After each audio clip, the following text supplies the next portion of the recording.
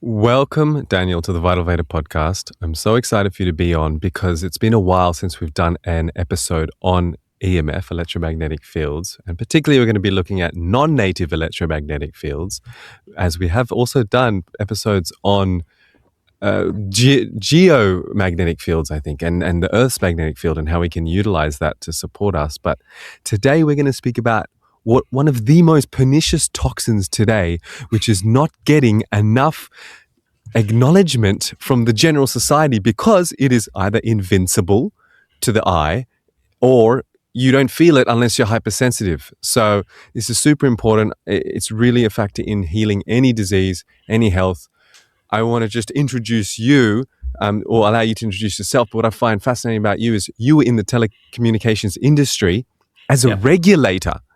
And you kind of saw you never learnt about the correlation between telecommunications and health.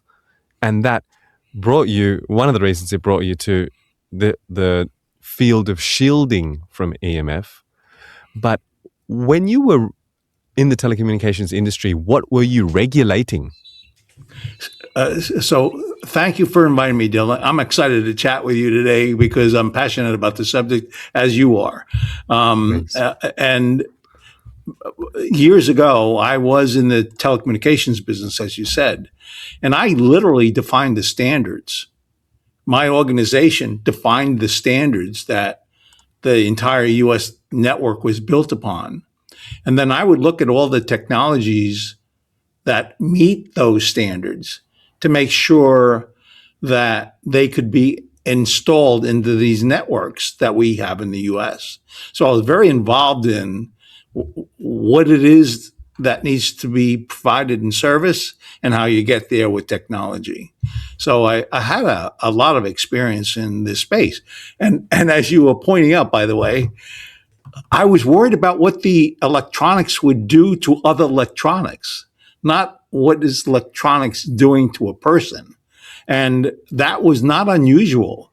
My counterparts, my peers, were the same way. It wasn't like we were trying to avoid anything. We just concentrated on the engineering of the problem and came up with the answers to the problem.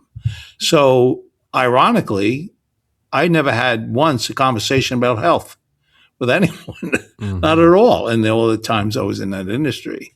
And lies actually sort of somewhat where the problem lies. The silos of understanding, the medical community and the technical telecommunications community, they were not talking to each other. And so there was a lot of stuff going on that was important to know about the impact to humans. Yet those who were sort of developing the standards for that didn't have a clue. Awesome. Because we didn't communicate. I'm so excited towards the end of this episode to talk about where we are at now with the standards, because we have interesting government now in US taking more action towards acknowledging EMF and perhaps implementing it in government standards. Right, yeah.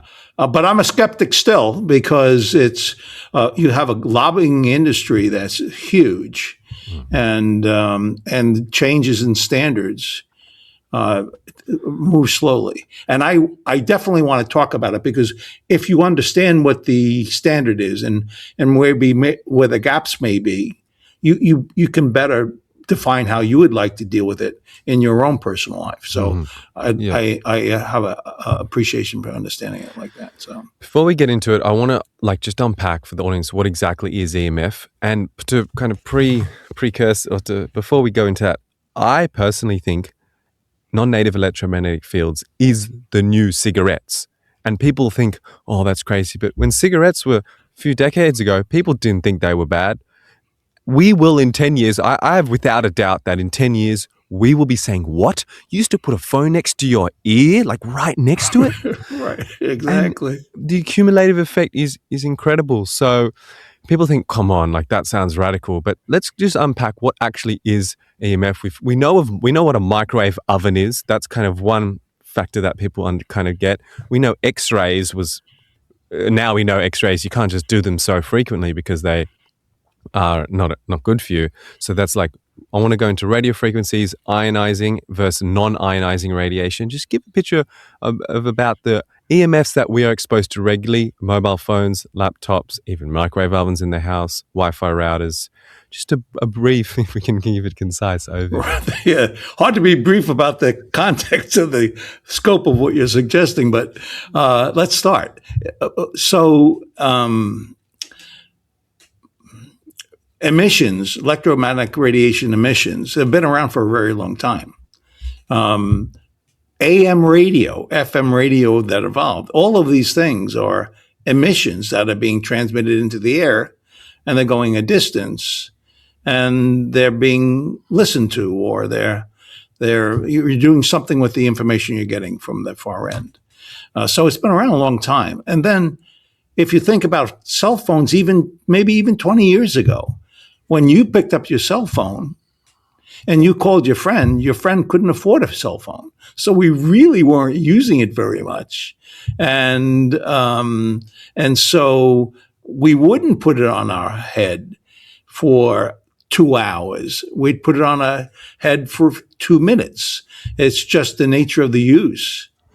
And when the standards were created in the U.S. for the signal of a cell phone, which also comes similarly with a Wi-Fi router and with a laptop, a tablet, all these things emit a transmission that goes somewhere else. What's different now than 20 years ago? We put it against our head. We put it into our pocket. We put it into our back pocket. And all of a sudden, we have all these technologies that are really touching our bodies. Is it a problem? Well, in the case of the U.S., for example, the standards were over 30 years ago we developed it, and I think in Australia as well. And the standards for us, which I think is also true for Australia, was based on 6-foot males, people who have thick skulls, mature skulls, and a lot of stuff before it goes to the brain. Our standard allowed a signal to go 1 to 2 inches and heat up that area by 2 degrees. 2 degrees. Why is it 2 degrees? Well, it's a microwave oven signal. A microwave is 2.3 gigahertz, and a cell phone is around 1 gigahertz, generally speaking today. Not true with 5G, but and so you have a microwave that you put on your head, and if you're a 6-foot male, maybe it heats up 2 degrees. If you're a child, 6 years old, it goes completely through their head. So the whole use of the standard was 6-foot males over 30 years ago. Dylan, it represents about 3% of the population using cell phones today. Only about 3%. So what happens to the other 98%? Does it enter in 2 degrees? Are we worried about the thermal impact of a signal? Or are we worried about the biological impact?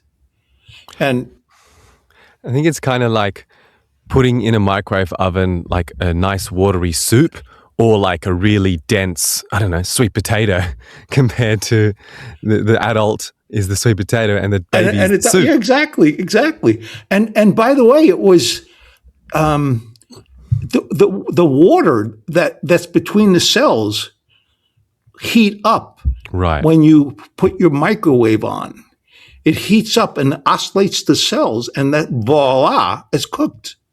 But interestingly enough, it seems through all the scientific evidence that I've seen over the last 5-10 years, it's all biological impacts. And the biological impacts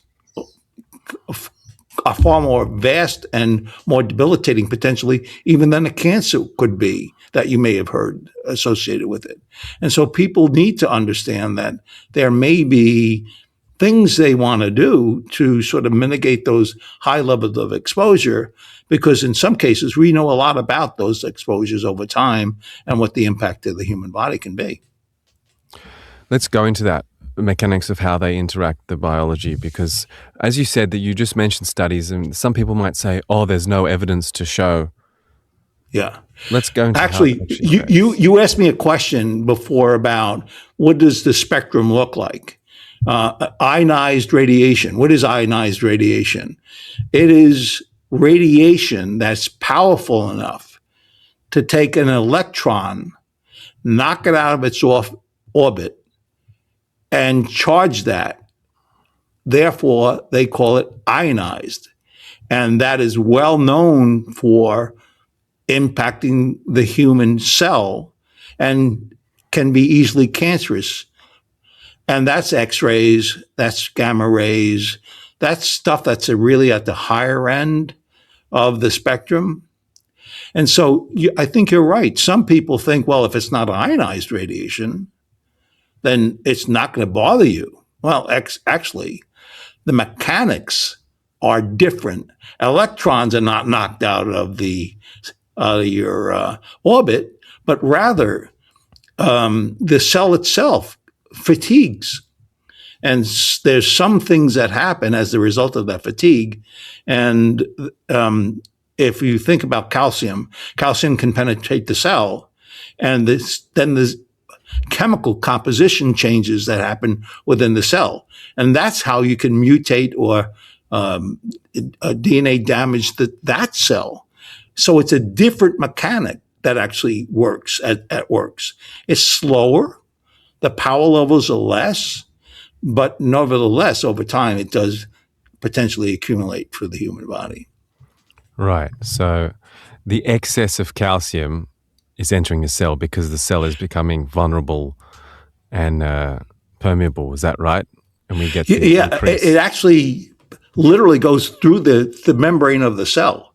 And when it gets through, that calcium, as a result of the weakening of the cell, it becomes stronger. Now science that we know well, and it's very well established, that is a mechanism of breakdown. But it's also true that I think you actually pointed out, there's stress. There's actually a stress. And some people think about it as oxidative stress.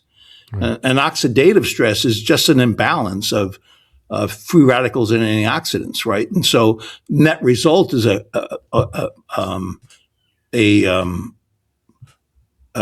oxygen imbalance that occurs.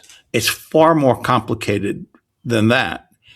If you look at some more of the recent science that talks about the stressors, and the stressors, as you pointed out at the starting point, was associated with a lot of other toxins that can be dangerous to the human body. So when you talk about electromagnetic radiation, at the same time, you can talk about multiple chemical sensitivity and the impacts of chemicals in the air that impact the human body. You can talk about a hammer hitting your arm as an external stressor. Your body is reacting. When you hit your arm with a hammer, you know it. But when you hit your arm with electromagnetic radiation, you don't feel it. And so that's sort of a big difference. But when you get hit with a stressor, whether it be chemical or electromagnetic, the body reacts. It's like if you and I were in the woods and we saw a bear, what would we do? We'd instantly run to protect ourselves. We don't even think about it. That's an automatic response of the human body. Well, that happens to the cell when you talk about RF signal hitting your human body. It automatically says, you know what, to the cell next to it, I'm not going to talk to you anymore. I'm hurting. And you go into a phase of hurt that won't recover until you take it away. So when you have heavy users of cell phones, that's what happens, right? They don't get better over time. If you're using a cell phone heavy user a couple of hours a day, you're 3 times more likely in 10 years to get cancer of the frontal lobe.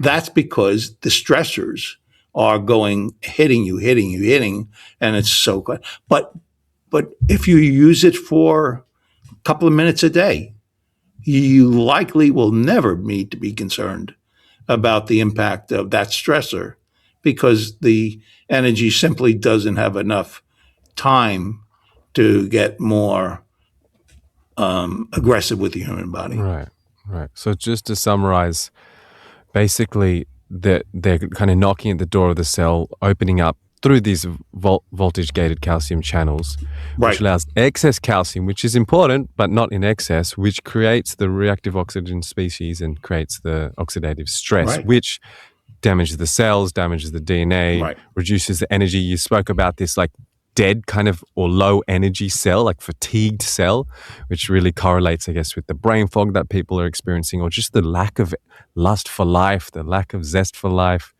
that low energy that people have. And this, I think, is, and we see, I've heard these, what I've researched, these voltage-gating calcium channels are particularly concentrated in 3 parts of the body: the brain, the heart, and the genitals.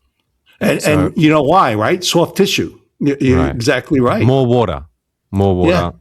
Yeah. So this is why when people are, first of all, putting a phone next to their ear, or putting the woman, they're tucking the phone in the breast, like the bra when they exercising, or even just a phone in the front pocket. I'm just like, oh my God, this is a recipe for disaster.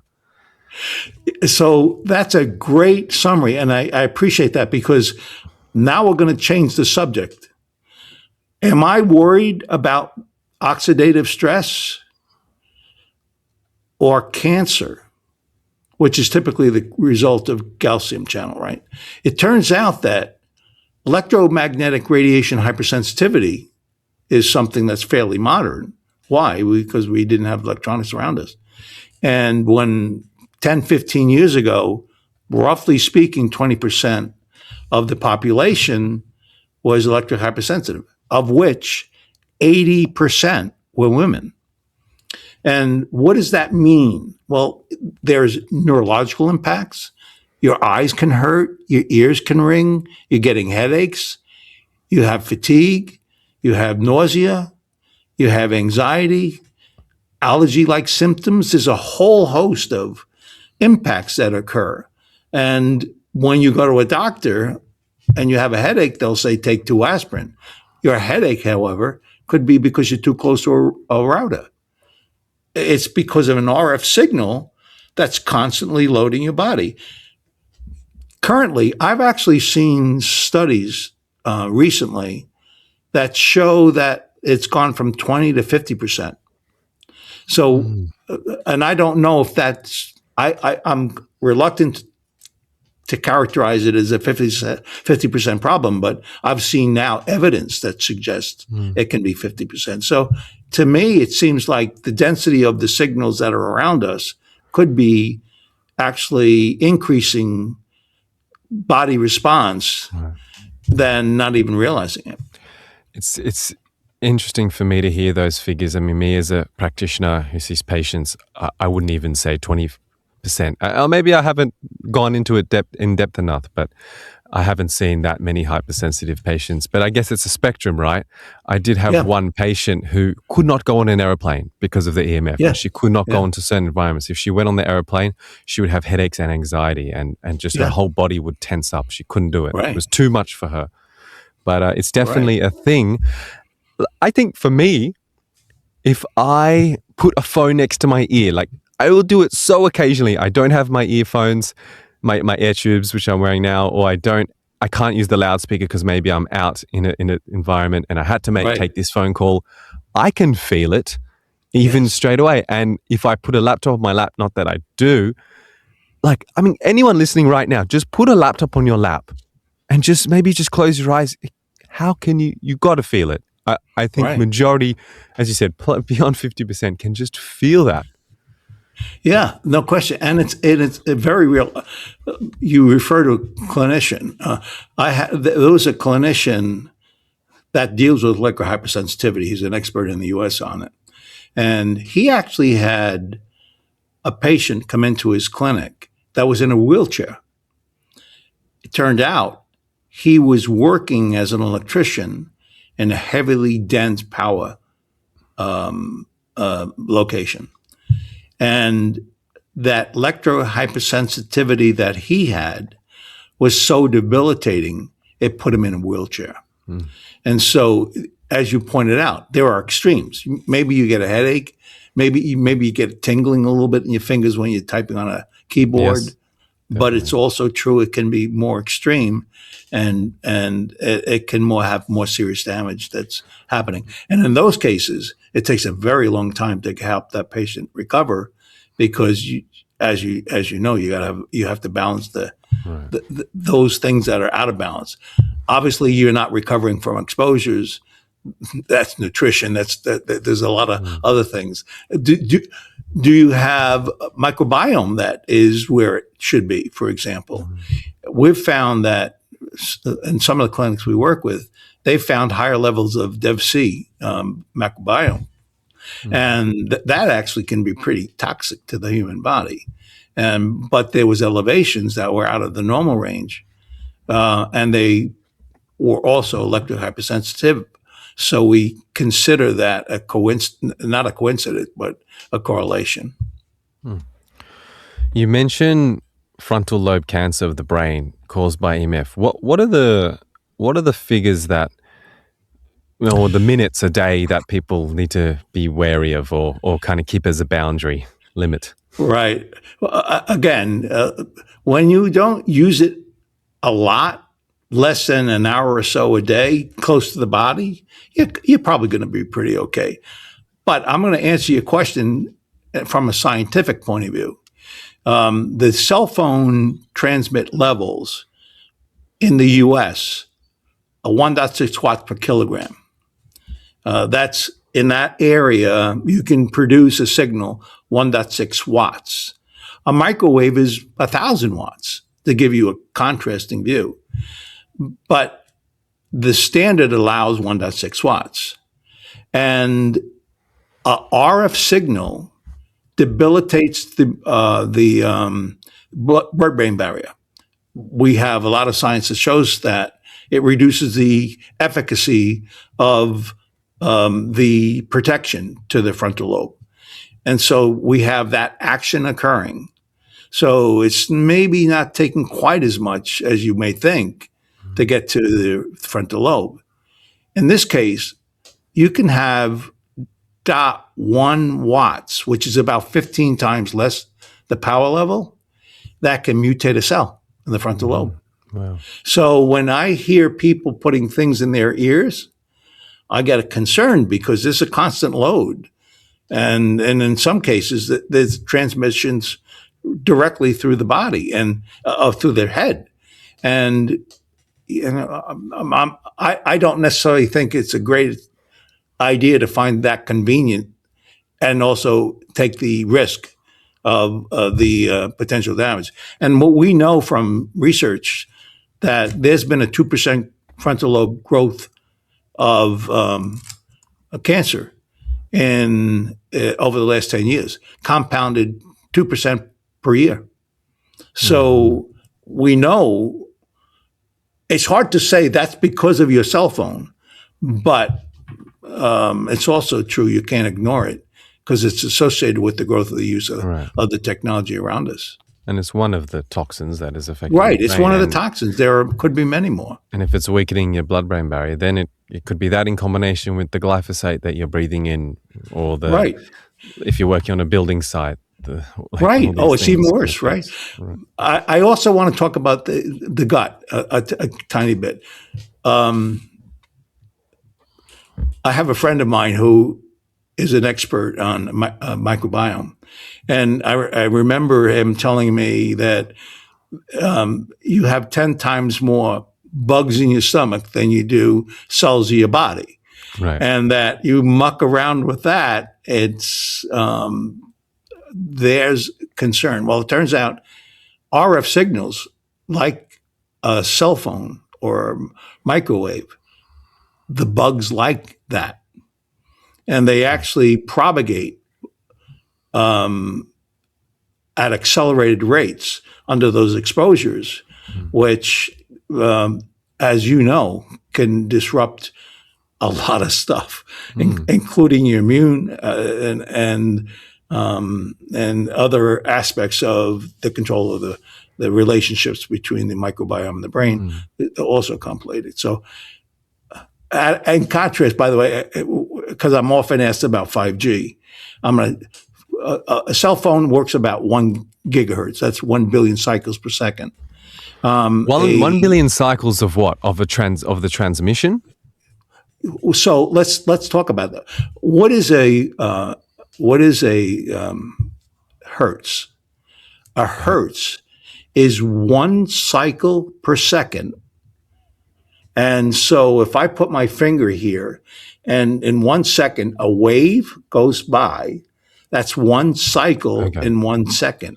And that's a wave of radiation? A wave of radiation. Okay. Yes. Right.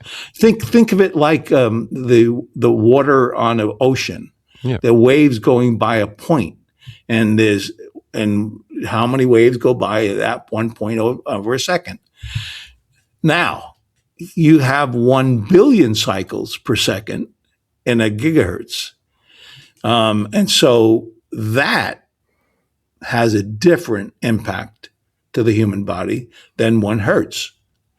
1 hertz, by the way, is typically the Earth is up to 15 hertz DC. So it's really low. The body's sort of used to it. At 1 gigahertz, it's sort of trying to get used to it. Not quite there yet. But at 5G, there's been studies that I've seen at 20 gigahertz, 20 billion cycles per second. And guess what? Bugs like that even more. And this is the bad bugs. This is the non-beneficial the bad bugs. Right, exactly. Right. And so it reminds me of cancer, the relationship between cancer cells and chemotherapy. It's like a poison which can kind of knock at their door and irritate them and shake them up. And that's when they kind of fight back with more proliferation and metastasis. Right. Yeah, exactly. And that's exactly the case. And that's science. It's not a guess about this stuff. It's simple science. I mean, there's also science to show that how EMF does affect the cancer cells, because it's again, irritating the water of the cell, the cytoplasm, the gel. Yeah. It's making that more dead, which causes, as you said, these dead cells. When cells get dead or they get low energy or low, what we call prana in area, like life force, they have low life force. They're very dull. That's when they start to clump together and form a tumor. So we want cells that are full of energy, full of life force, prana. And that's a wonderful observation. Here's another. When you muck around with your gut, that's what mitochondrial repair covers. And you become weakened in those spaces, which allows your body to build up its strength, particularly at night when you go to bed. You rebuild that. So if you're not keenly aware of that sort of potential impact of having the sanctuary in your bedroom, you disrupt the recovery into the following day as a result of that. And that's very important, in my opinion, to be careful about. Absolutely. Recovery. We have to, with all the toxins that we're being exposed to. They're not going to go away. So we need to maximize that. And we're going to get into the action steps and see that sleep is key. Before that, you mentioned 5G. So about 6 to 7 years ago, maybe, I don't know, was it COVID or before COVID? 5G was this big thing which everyone was trying to protest about. And we saw, even now on the Wi-Fi routers that we connect to, you got your regular 2.4 gigahertz. So you mentioned 1 gigahertz being a cell phone. 2.4 gigahertz was the kind of standard 3G, 4G.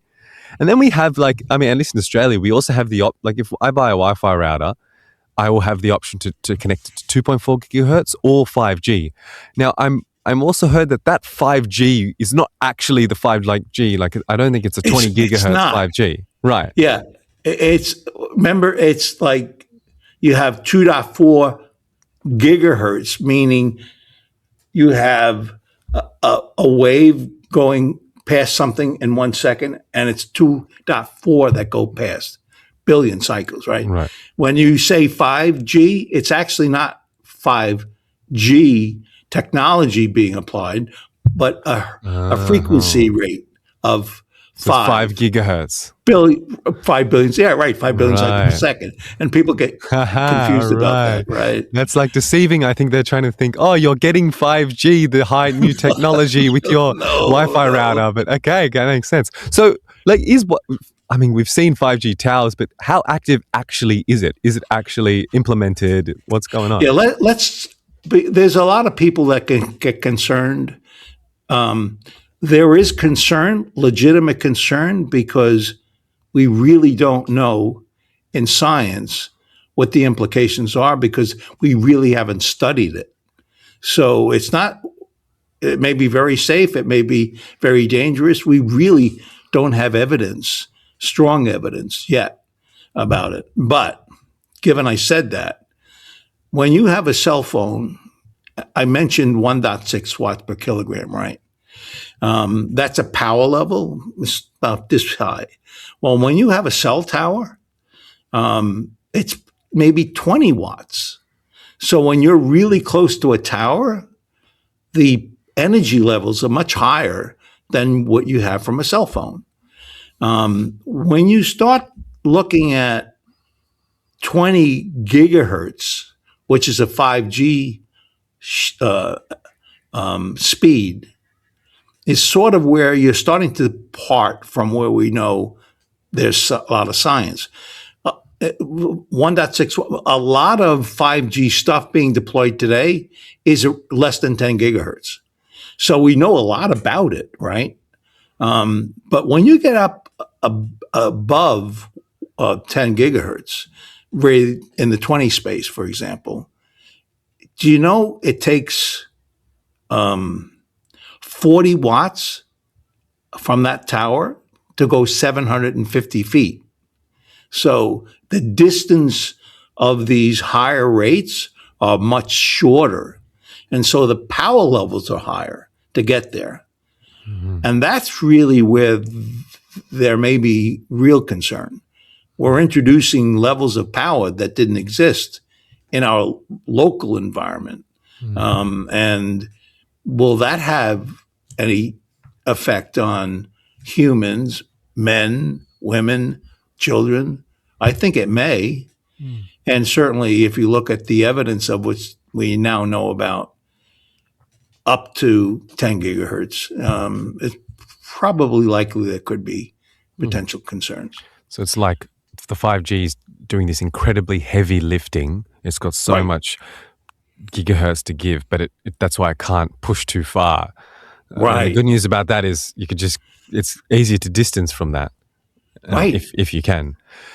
Or don't get the service, until we know more about it. But if you wanted to, distance yourself, if there's 5G towers or something nearby, and you can move away from it or stay away, at least you only have to travel 750 feet, rather than. Right, you don't have to go far. That's right. And that's sort of the concern is not just the increased frequency rates, but it's also the power levels to take. Incredible. I mean, when I see 5G towers, or what I think is 5G towers on top of apartment buildings, I'm just like, come on, you just do a study on that top floor of the apartment, and definitely you will see disease. And I've heard recounts of people. And I think that's an important correlation. It turns out there's likely 20 watts being produced on those, even though they may not be, it's likely true they're below 10 gigahertz. But the power is high in their environment. And that's what hasn't been in their environment in the past. So we just explain watts. We get the gigahertz. You've explained that. Then the watts is the power coming from that to generate this microwave signal. But how do you measure the watts? Or what can we compare it to? Think of it as a hose. You have a hose, and it can go 10 feet, let's say, 10 yards, whatever it is. But you really wanted to go 50 yards. What do you have to do? You got to put more power into it, more pressure into it to get it farther. That's the same problem with the microwave signals, by the way. How do you get it farther? You have to put more power into it. You got to build more energy into it so it gets farther out.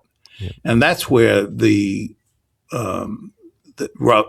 that's where it lies, the potentials for, because your children can be in the front yard with a transmitter at 20 watts that's never been there, and it's only in the first 10 to 20 feet it's been from the tower, the small cell site they call it. And I'm concerned about those kinds of exposures long term for kids because we just don't know about it. And you would, as an engineer, predict there potentially can be problems, but we just haven't documented those problems. That watts is not a microwave signal. That's just a different type of... Actually, that's a good point. I'm glad you said microwave. I mentioned you get 1,000-watt microwave ovens. Mm-hmm. That allows you to cook it really fast. Right. If it was like 1 watt or 1.6 watts, it'd take you all day to cook it. Mm. So they jack it up, the power that's being transmitted into the meat, and that's how they cook it, because they put more power into it. Mm. But the frequencies that are coming from the watt energy, rather than the actual magnetic field that it's producing, it's not RF, right? The microwave is 2.3 gigahertz. Right. And your Wi-Fi, as you know, is 2.4 gigahertz. Mm-hmm. They're the almost identical frequency rate. Yep. The difference is the power level that's being transmitted at. Right. So what is a natural power level for people to be exposed to? Do we have any reference point or any kind of power level in nature? No.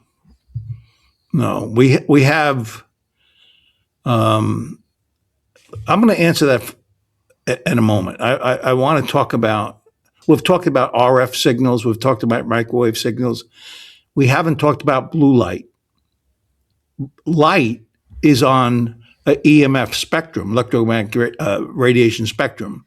It's in between the microwave and the ionized radiation X-ray.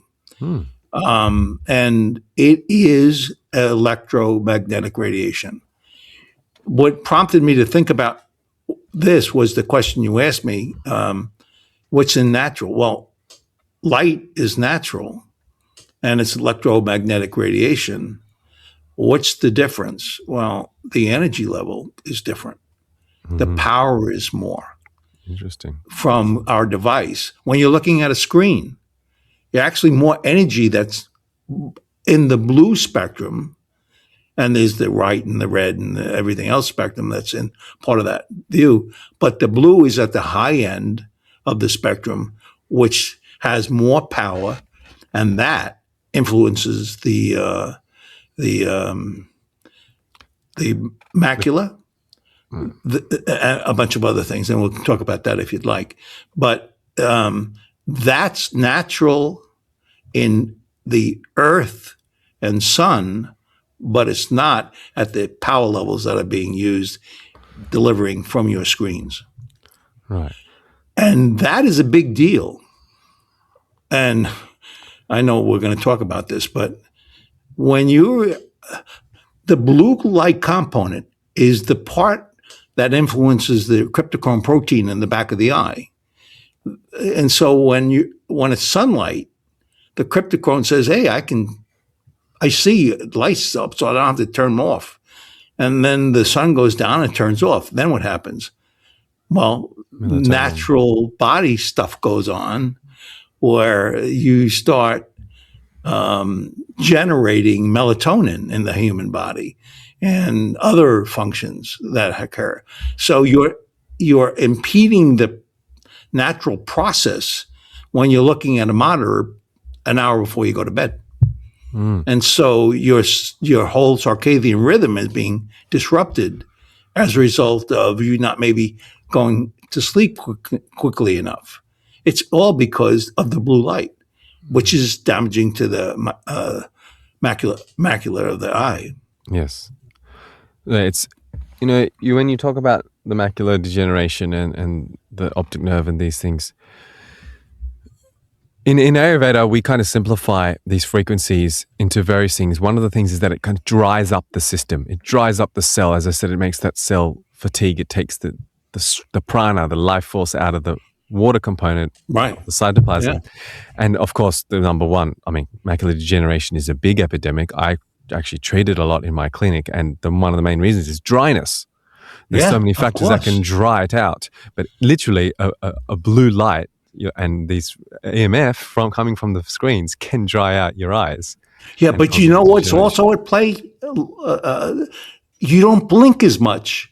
Right. You're not blinking, so you have dry eye as a result of not blinking because you're looking at the monitor, which is, of course, another complication of the eye. So comparing, say, the sun or the full moon to a computer screen, they both have the same amount of Kelvin, which is the light temperature, which may be about, say, 6,500 Kelvin or 7,000 Kelvin, as opposed to like a red light.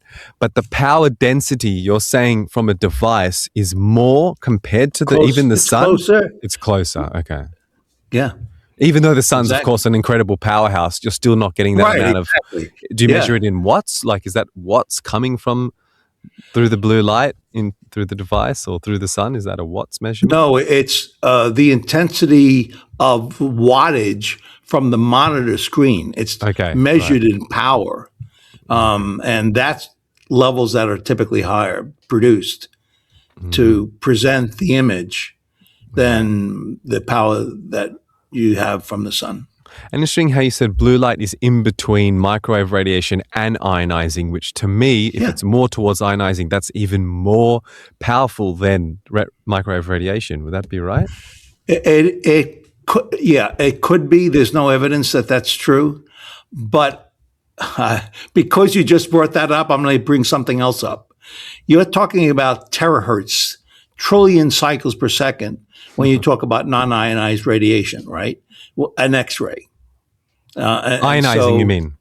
Ionizing, right. Yeah. And when you get to 6G, it's up to 2 terahertz. Wow.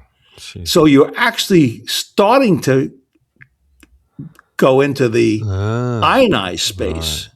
Wow. And so it's interesting. And just for those who don't, I'll tell a story. I met a friend who works in growing medical cannabis, and he does it all through government regulation in Australia. So he has to put once they've grown the cannabis, they put it into the like a cage, like a room, and close the door, and they blast it with ionizing radiation, and they can't be in that room.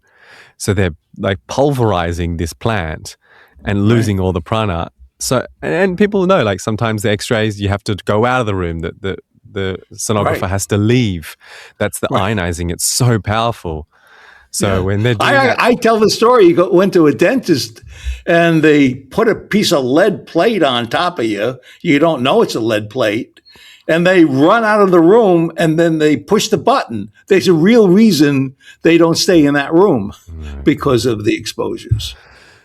I have a question which is probably on many people's mind. What do you think about these new Rapiscan airport scanners? The ones where you kind of stand and lift your arms out to the side and your legs to the side? Well, they were far more dangerous 10 years ago. Right. They're actually using RF to do that at lower power levels. And they're not quite instantaneous, but they're short intervals. They probably tend to be more relatively safer than what's been used in the past and not that dangerous. Right. But I know, like, when I can avoid it, I do. I don't want that cumulative impact.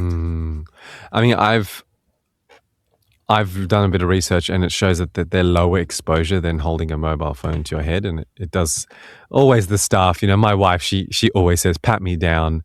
I'm all right. I just go. I can't be bothered. But, they always, whenever my wife's like, they're like, what? Like, it's very, very low, because they must get it a lot. It's a bit of a trend as well on kind of Instagram. People are showing how they're getting pat down. I think it's a good thing. It's good awareness. I do too. I agree with that. I don't think they're that bad.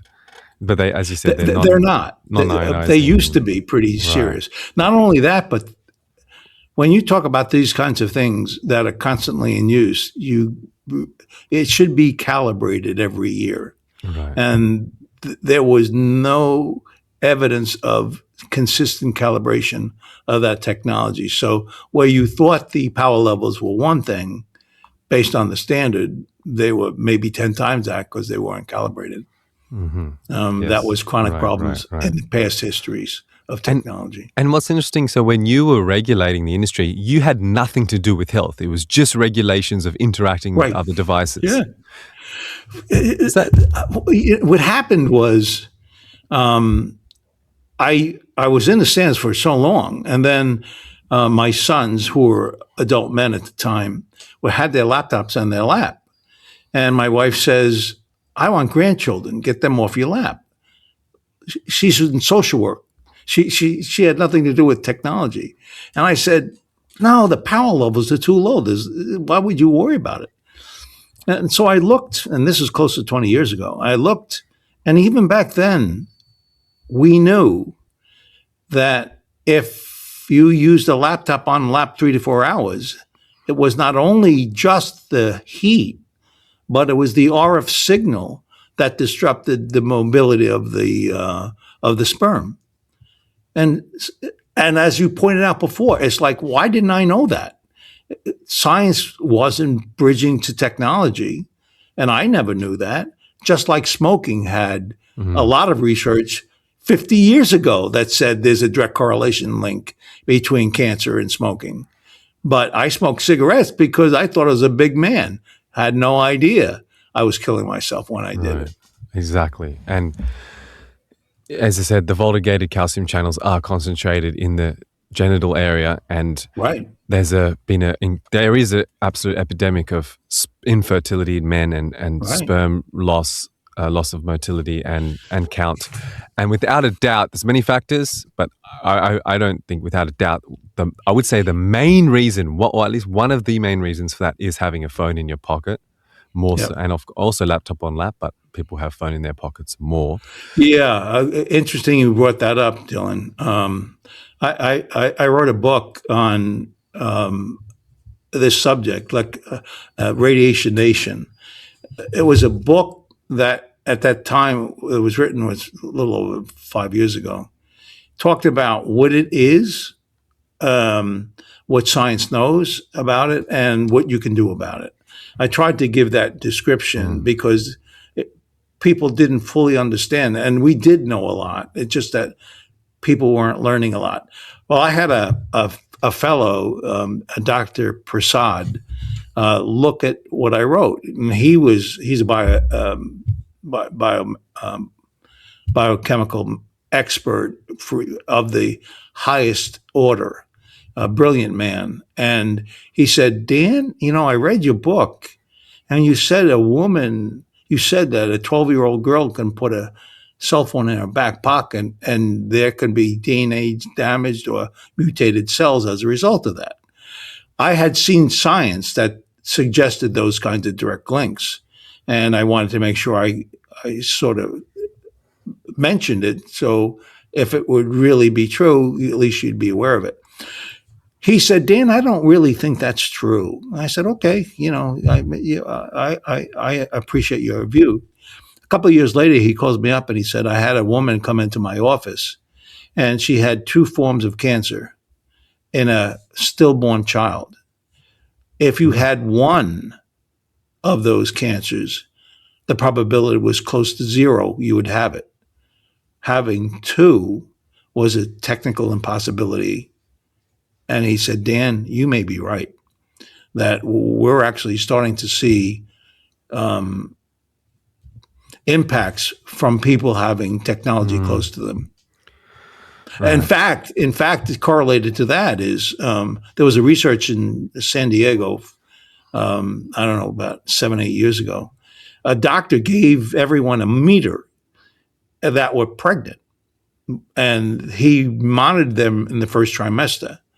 And what he found was you were 3 times more likely to have a miscarriage in heavily exposed RF space. And so there was an implication where there was external stressor having a real impact to the women in the environment they lived in. Right.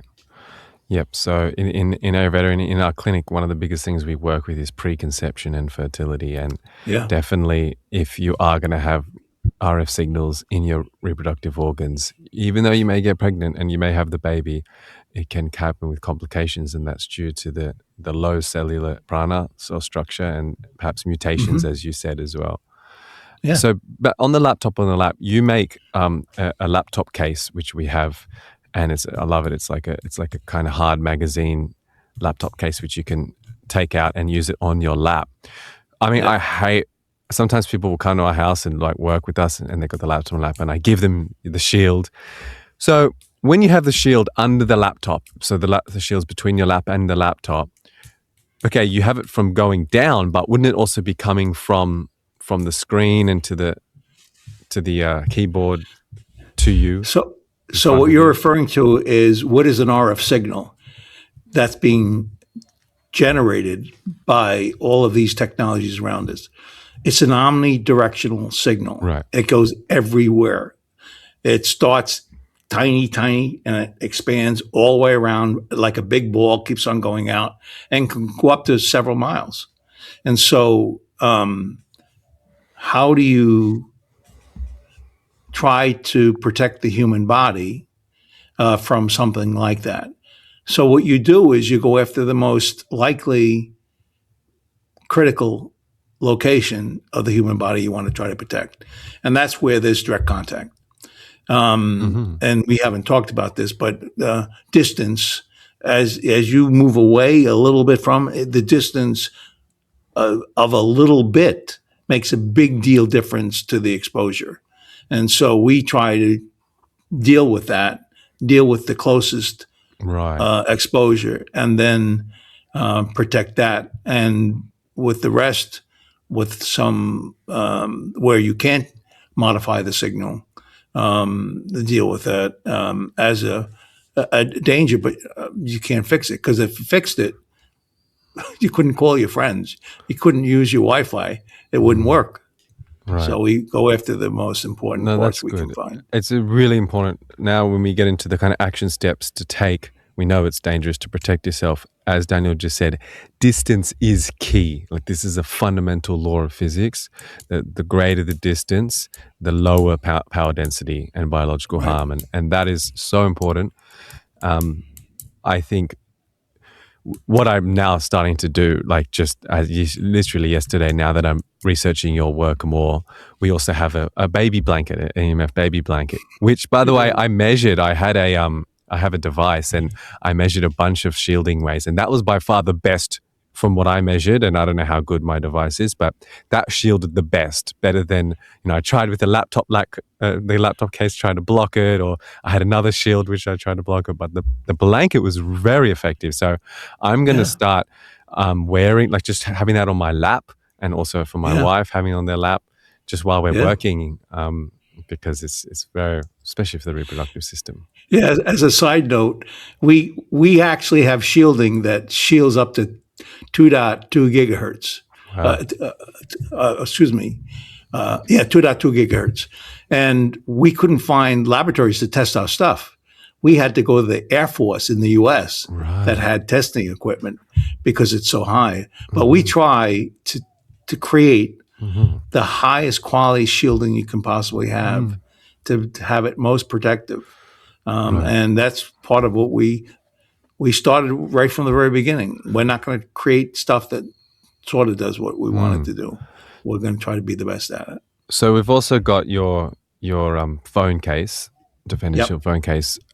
So that is that blocking the radiation from the front of the phone and the back of the phone as well? No, not the back, just the front.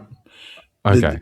The screen side. Where is on the you close? Right.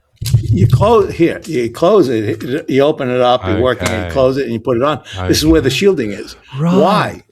Because you can't go to a tower if you shielded the back. Right. So you're protecting that. Okay. And by the way, because it's omnidirectional, when you're really close to a transmission, when you're really close, almost the imaginary wall that occurs at that. And it will ultimately go around, but typically away from the body when it does. So if you're having the phone in the pocket with your case, it's better to have the screen side touching your body. Right. Exactly. Okay. Exactly. I'm Exactly. That's okay. Honestly, I'm very much into EMF and devices, but I think the best device I've ever experienced is air tubes. And were you the innovator of air tubes? Because now many companies make it, but you innovated that. I did because, you can, the best is nothing. And right, of course. And there was technology that reduced the levels, and that was good. But I knew from experience, even the lowest of levels can really be influential in the body that's using the device. So it took me over a year to create that product because what we had to do is find the technologies that we could embed into the various parts. Like, for example, we actually shield the wiring that goes up. We actually shield it and we ground it, so we're minimizing that exposure. And then there's a conversion from electrical to acoustical that's in aluminum, which shields it. And then we have it only an acoustical link between the transmitter, the speaker, and the earpiece, so you're safe, completely safe. Just to explain to those listening, and you can see on the video, so the speaker is actually probably, it's like maybe 10 to 15 centimeters away from my ear. And then between the speaker and my ear is literally just a plastic tube of air, and it's traveling through that tube into my ear with great stereosonic sound. So it's not only I'm not having a wire in my brain, like an antenna in my ear or brain, but I'm just hearing it from, maybe 10, 15 centimeters away from me. And I didn't know how that's all shielded as well. That's incredible. It's all shielded. And also, I just want to congratulate you because you also keep refining the product. I just spoke to your team recently, and I mentioned how there was this thing where it would snap off after a year or two. The earpiece there was some plastic thing, and you've rectified that, it is obviously we're not going to stop listening to phone calls and listening to podcasts. This is one of my most useful things, these air tubes, and I'm so grateful. Well, thank you. It's and they're high fidelity, right? It was like, I don't want something that diminishes the tone. No. So the chambers were actually specifically designed chambers to create the acoustics that you were looking for, to create the highest fidelity we could. Yes. Yeah, no. Of course, no one looks at that, but they can hear it when you talk. So it's great sound. So just again, we've spoken about it in the podcast, but distance is key.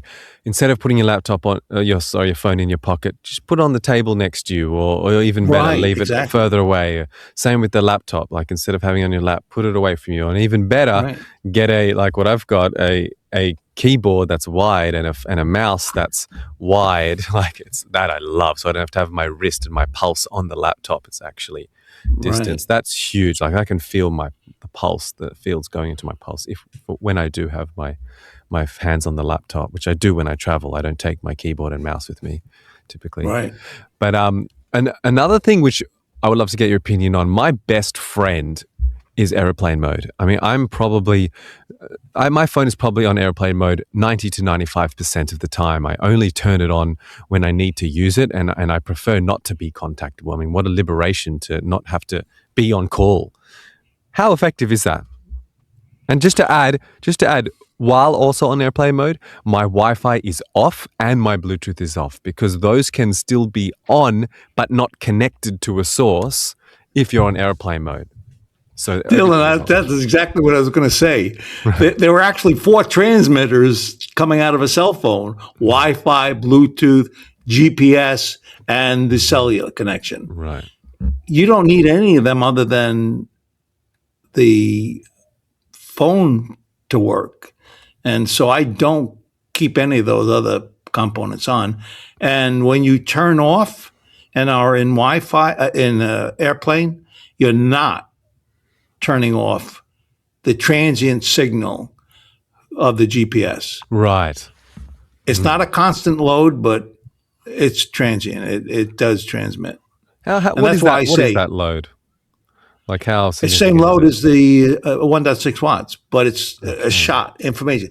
I shoot it out and it doesn't transmit anymore. Interesting. Then a little while later, it shoots it out and then doesn't go anywhere. So we'll jump to the sanctuary, the bed sanctuary. You can put it on airplane mode. You still are being exposed to an RF signal when you have it close to your body. In fact, I was at a podcast and I told the podcaster, you don't want a cell phone on your nightstand. And she was being very nice and she said, oh, thank you so much for letting me know that. And I said, the reason why you don't is because your waves in your brain can be influenced by an RF signal. And you definitely don't want to risk that just so you can answer the phone because it can be disruptive. In fact, electrohypersensitive, severe people can be walking and the brain waves are a sleeping brainwave pattern and vice versa. And so you really don't want to trust. So she called back a couple of weeks later and she said, Dan, my husband and I are sleeping through the night and we haven't done it for years. We both took it out of the nightstand. And for them, that was true. It may not be for others, but you don't want to risk that influence into that environment. So, and associated with that, I talk about bees in the room. One bee won't kill you, 1,000 will. The more devices you have in your space, the more it's likely you'll feel the impacts of those technologies. You don't want anything producing that influence in your sleeping pattern. Why? Because of mitochondrial recovery. There's a lot of reasons why you don't really want to do that.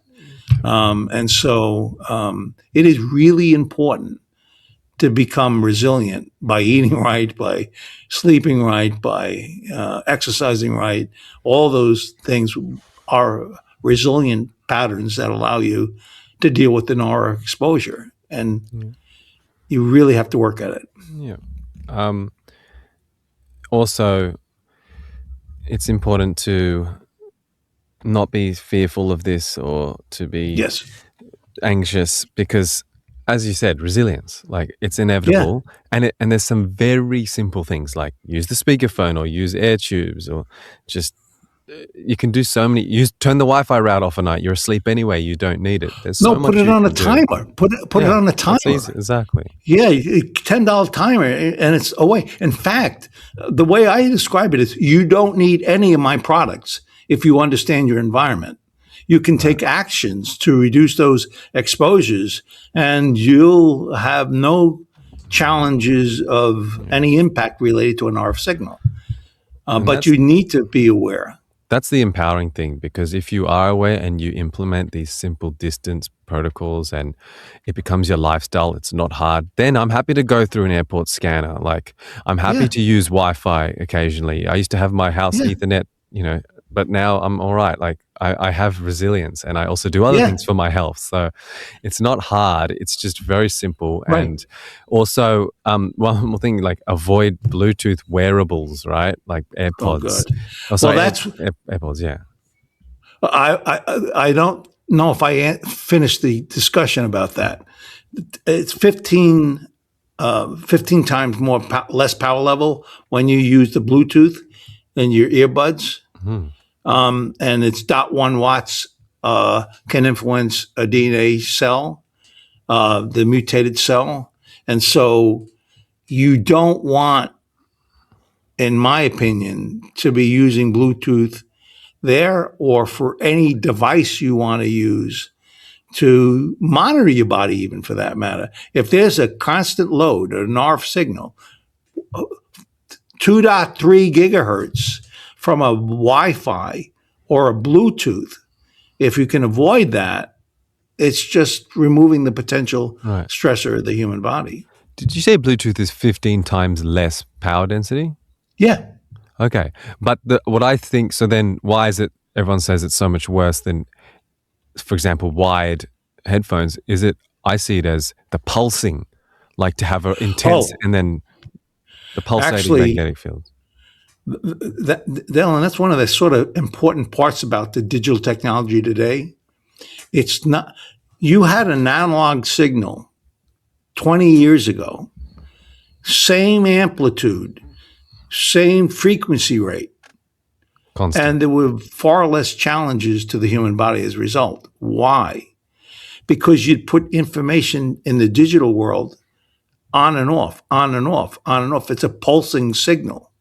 And that's that pulsing difference from an analog signal that is actually making the difference for potential body impacts. It's a pulsing signal. When it was an analog, it was always a constant load. Right. Your body could handle that constant load. And actually, I use an example. I can take a pole and put an elephant on top of that pole, and there can be concrete, and it won't break but I can take a digital pulse signal with the same thing, and the elephant jumping up and down, it quickly breaks. So it's a different signal than we've seen in the past. Right. And that's really one of the real reasons we see the potential dangers of it today. In Ayurveda, in this traditional medicine which I work in, we call it Vata, which is like the energy of movement or like radical movement, irregular movement, so creating kind of shocking irregularities in the body and disrupting at a very subtle level also. So the ability to really go into those subtle channels of the biology and cause disruption. It can penetrate those areas. Yeah. Thank you so much, Daniel. Very much appreciate you coming on the show and sharing your expertise. I could have spoken to you for another hour at least. So we didn't even talk about 5G. Yeah, I mean, we also didn't talk about the new USA regulations. Oh, now that's potentially in flux, potentially. So who knows? I mean, we can see, but still, it all comes down to the people and what you're gonna. I say politics is just a summary of the collective. Right.